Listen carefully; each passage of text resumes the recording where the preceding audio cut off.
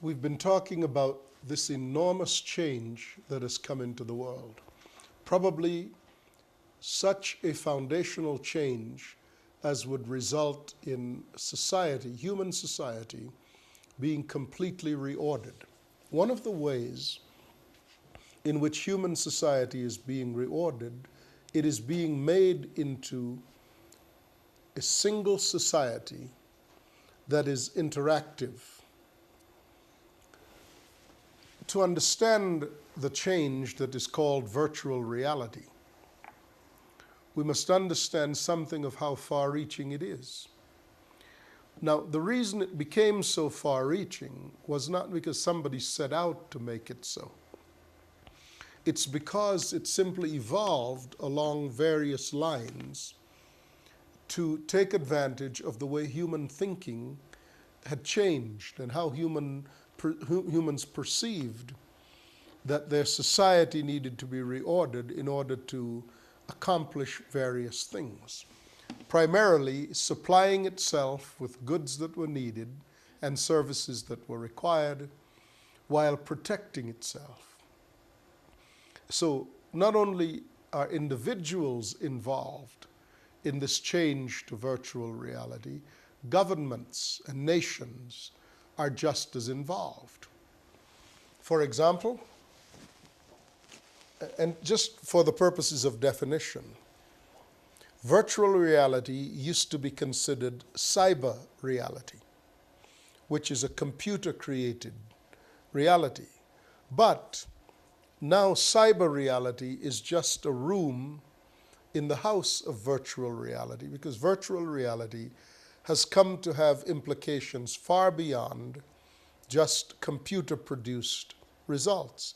It's that the computer aids the human in the quest for the shaping of reality to restore control to the human being. You see, individuality has been lost. In the 1900s, we had the event of the global corporation. We had the oncoming of global empires. And as a result, the human and human individual accomplishments were dwarfed. As mega trends developed, the human began to feel smaller and smaller. But humans, being what they are, wanted somehow to be able to reach out and take back the control over their daily lives, over their daily decision-making. They realized that information and the ability to move information, not only to acquire it, but to move it around, from everything from relationships to finances, the human needed to be empowered through information, the ability to have, to control, to manipulate, to project information. Information then became the commodity of exchange as well as the way to identify human beings as being unique. Your unique file, your information, your 15 minutes of fame was what was important. In the last discussion, we saw a little bit of how this trend developed. We looked back at the time of Darwin and the theory of evolution and how it legitimized all of the ambitions of human beings to participate in their own ability to govern themselves in self-government, beginning with the time of the Magna Carta and coming forward through various constitutions of law. Humans now want privacy and individualism to reflect their personhood. And so there is this ongoing desire to participate in global things while retaining one's individualism. Other social factors that have occurred make it easier for the populations of the world to buy into this concept of reality, virtual reality, namely the reality you may create to serve your needs for individualism and individual choice, which reality you create out of component parts, you're no longer stuck with the hand, as it were, that you were dealt. And in the last discussion, we spoke about how sequencing the genome, not particularly a cyber occurrence, has given focus, impetus, and legitimacy to the human quest for this restoration of individual personhood. Now, you can go shopping at the flea market or sell your goods all over the world on eBay, not just down at the local flea market. Young people used to meet in study hall. Now, young people meet, court, marry, and will soon be able to marry online. The chat room has replaced the study hall. And the dating services has replaced the matchmaker, has become the matchmaker. Everything that has to do with relationships, in terms of being introduced to relationships, are becoming more and more the product of online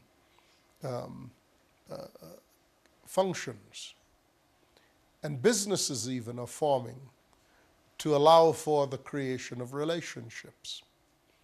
Not all of this is good, by the way. And with all these new developments, unique problems follow. The internet, like anything else, is neither good nor bad. It will reflect the attitudes and the character of its users.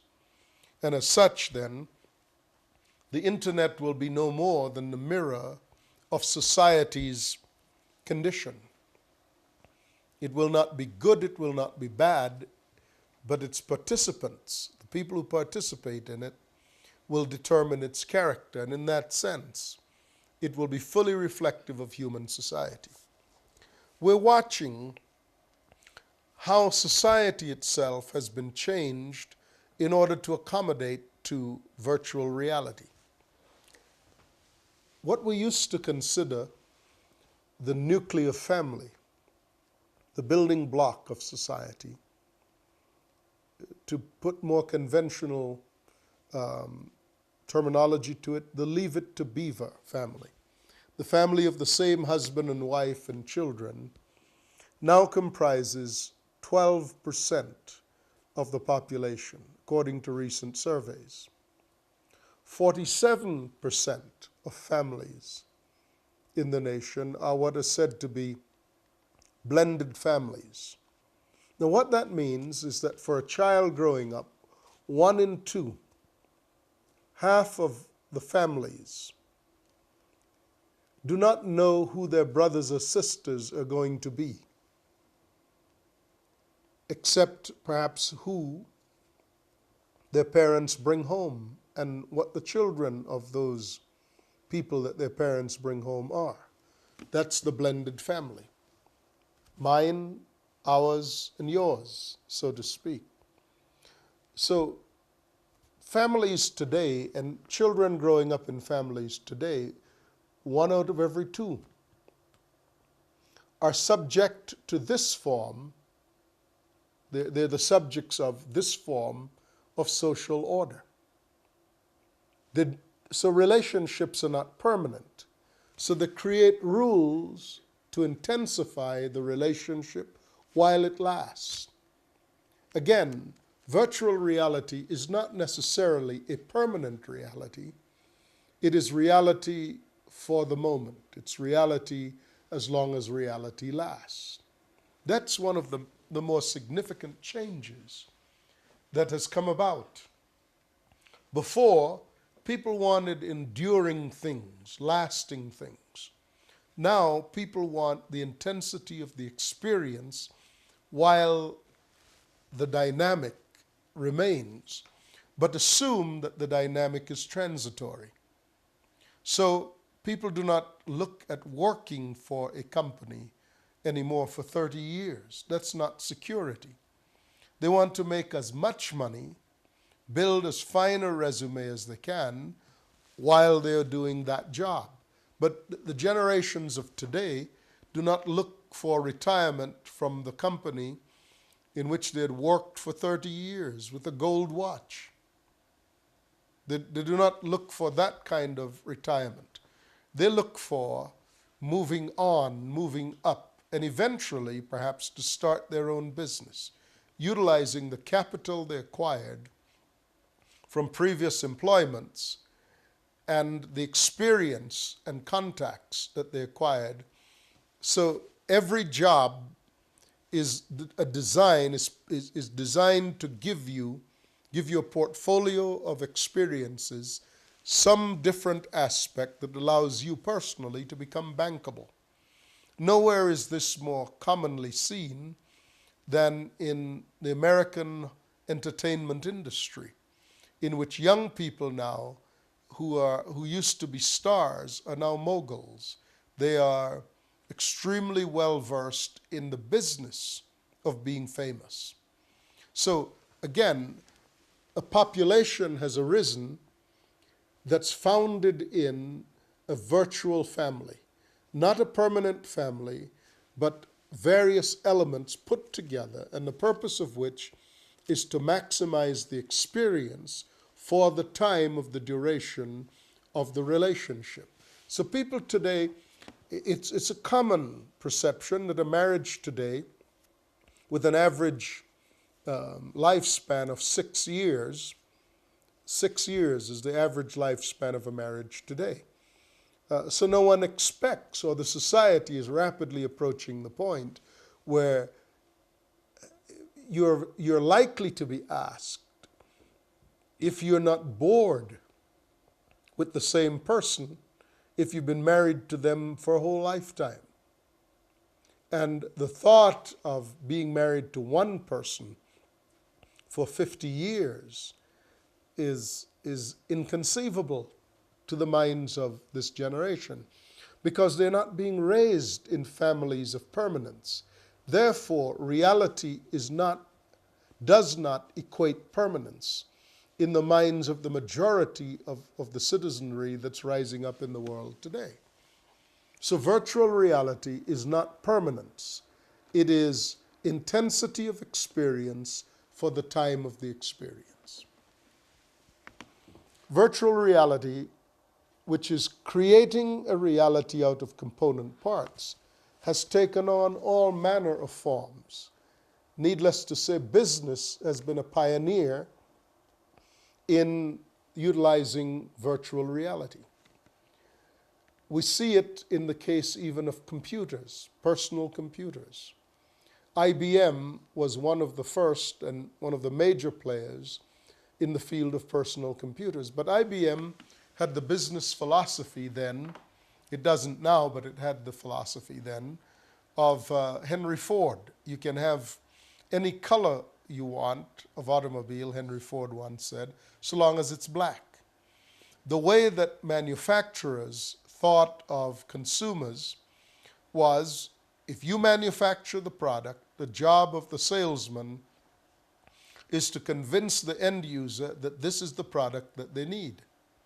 Well, Michael Dell of Dell Computers reinvented that business rubric by basically saying, we can create for you exactly the computer that you want. Here are all the component parts. These are all the options. You decide what works best for you. And we'll mass produce it, have it to you in a time that is well satisfying to you so as to become a competitive edge, giving you an alternative to going down to the store, buying the computer on the shelf, paying for all of the accessories, whether or not you need them. And Dell became the leader in personal computing and set the standard by which industries now, beyond the computing industry, are being run. These standards are, give the the consumer what the consumer wants, because the consumer will decide what the good is about. So increasingly, we're seeing moguls being those who are capable of articulating the popular will of the people. Consultants to major industries are people with hip-hop backgrounds, people who are streetwise, so to speak. In all these ways and many other ways, we're watching how virtual reality is redefining the society in which we live. Virtual reality being, create the reality that you wish. It doesn't have to be permanent, but you may create it and enjoy it for as long as you need to, as long as it lasts, out of its component parts. No one, so the rubric goes, no one is stuck with the hand they've been dealt with. You can reformat, you can reinvent yourself, you can reformat the computer. These are terms that have come into our language which have suggested the recreation of reality in the thinking of man. Well, and the world is caught up in it. You see, the computer is the tool that aids, the computerized tool aids the human in creating, in determining what this reality is, in creating it and in maintaining it and in changing it when it needs to be changed. For example, Bill Gates became the richest man, probably ever, as a result of his commercialization of the form of virtual reality. One of the forms, one of the tools that aids in the design of virtual reality. The internet, of course, is a key part of the tooling of this creation of reality. But computers and the internet together have created this access to the flow of information, both to giving and to receiving this information, and by that to both define personhood and to secure one's individual right to be, raison d'etre, as the French would say. Great fortunes were made out of the development of the form. There are fortunes yet to be made, financial fortunes yet to be made, in further customizing this form. And the direction that this customizing will take, the direction will be towards speed, accuracy, the retention of information, and the interactive nature of the tools of this reality. So increasingly, you're seeing single gadgets compacting multiple forms. So in the simple mobile telephone, now you can, in cellular telephone, you may have a telephone, a camera, a personal computer with which you can access the internet to receive and transmit data, a personal planner, your day timer, and various other functions in the palm of your hand in one simple gadget. Increasingly, you will see all electronic gadgetry becoming more and more compacted to aid in the creation and maintaining of virtual reality. The huge next wave, however, is going to be in the area of content.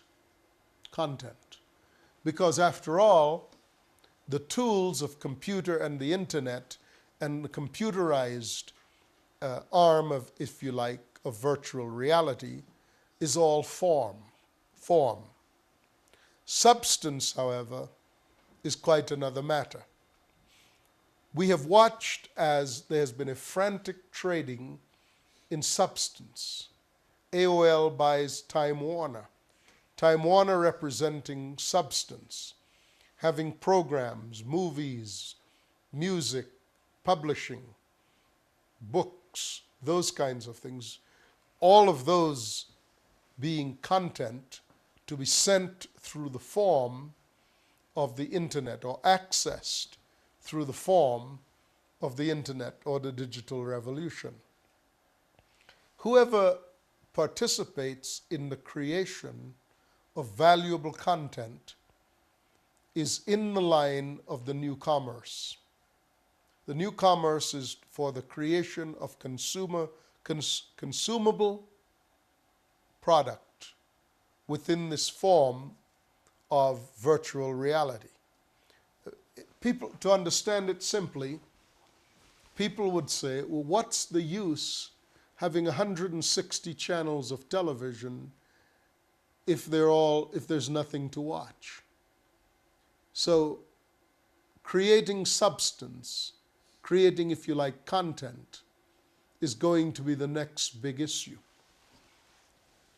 Form and content are somewhat like the garden hose and the water that comes out of the faucet. The water out of the faucet is content. It's what you want to put in different spots in the garden. The garden hose is your flexible movement of the water around the garden. The internet and computers are the flexible way to transmit information. But the information itself is the content. Now, there's some critical factors to be observed about this matter of virtual reality.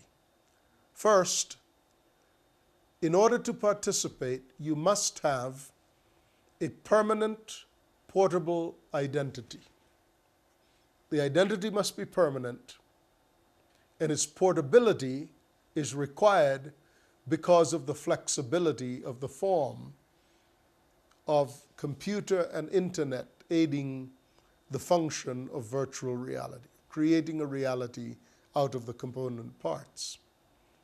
This is going to be the next big thing. We all smile as we recognize at once the absurdity and yet the truth of a lost identity. When we look at these commercials for loss of identity, where an old Japanese man in Honolulu is buying skateboards in Kansas City, speaking with the voice of a youngster.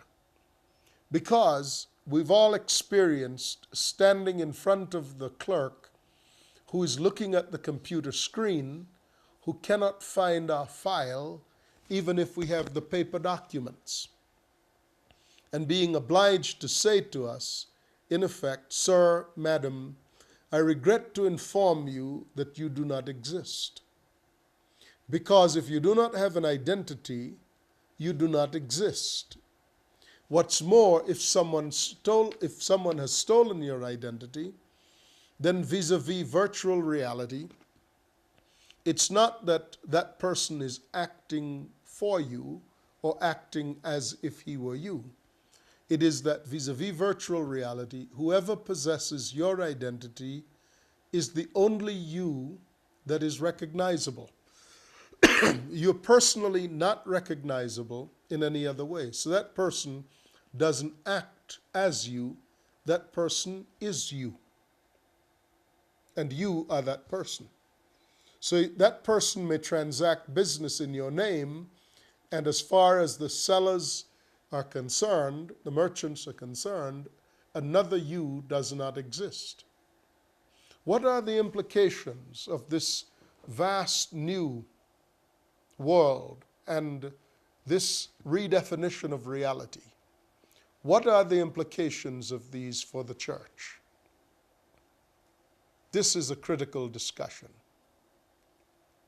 Clearly, with this having changed, the church needs to understand what the changes portend for the church. It cannot be business as usual, for if it is, we would be considered already irrelevant. Let's continue to discuss virtual reality and the future of the church. I'm Sam Solon. God bless you, and I'll see you then. Bye-bye.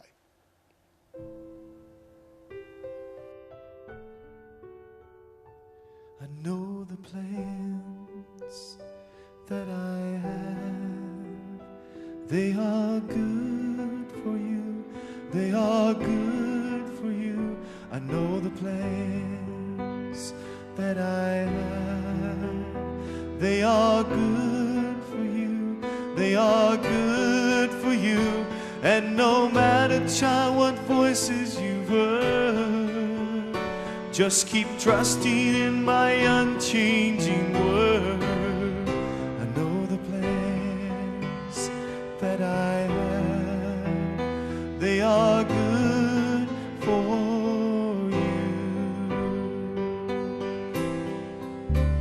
I know the plans that I have. They are good for you. They are good for you. I know the plans that I have. They are good for you. They are good for you. And no matter, child, what voices you heard, just keep trying. Hello, I'm Sam Solon, and I'm the host of this television program. I'm happy that you've been joining us in the studies that we've been presenting via these programs. Now, many times I bring an entire series of messages, and you may be only able to hear one out of that series. If you're interested in the whole series, then we have them available for you.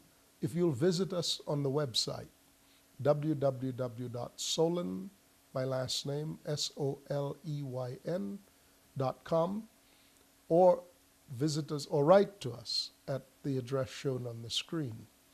We'd be happy to hear from you. Also, of course, our intention is that these messages be available to the general viewing public without cost to the end user. Obviously, there are costs associated with the production and distribution of these messages. If you would like to help us do that, then we'd love to hear from you. We might suggest that you write to us at the address on the screen or visit us at the website, www.solon.com. Our hope is that these messages will enrich the lives of those people who are seeking the Lord, and we hope that you would join us in making this available. I'm Sam Solon. God bless you. Thank you so much. Bye-bye.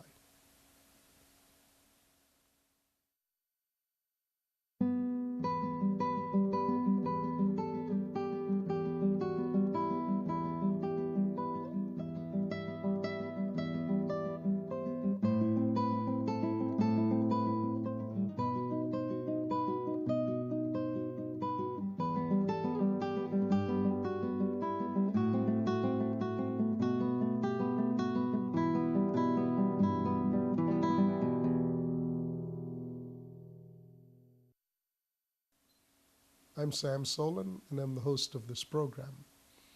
We're happy that you joined us to watch and to view this program. Our hope is that by doing so, your spiritual life will be greatly enhanced.